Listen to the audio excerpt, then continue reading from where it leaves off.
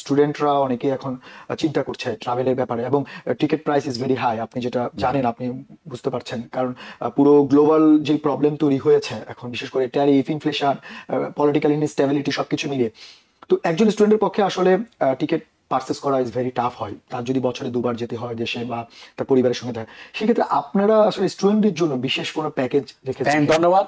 যেহেতু স্টুডেন্টরা দেশের সম্পদ, তারা লেখাপড়া করে দেশ ভবিষ্যৎকে নেতৃত্ব দিবে, সেই জন্য স্টুডেন্টের জন্য আমরা গ্লোবাল ট্যুরস অ্যান্ড ট্রাভেল একটা অফার দিচ্ছি।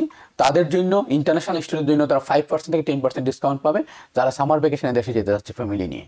আচ্ছা, আমাদের অনলাইন পোর্টাল থেকে হোক, আমার অফিসে কল করে হোক, ফিজিক্যালি অফিসে ভিজিট করে হোক, আমাদের ঢাকা অফিসে ভিজিট করে হোক, তারা আমাদের এই অফারটা ইন্টারন্যাশনাল স্টুডেন্ট ফর ঢাকা এবং ইউএসএ স্টুডেন্টদের জন্য আমি এই অফারটা ঘোষণা করতেছি।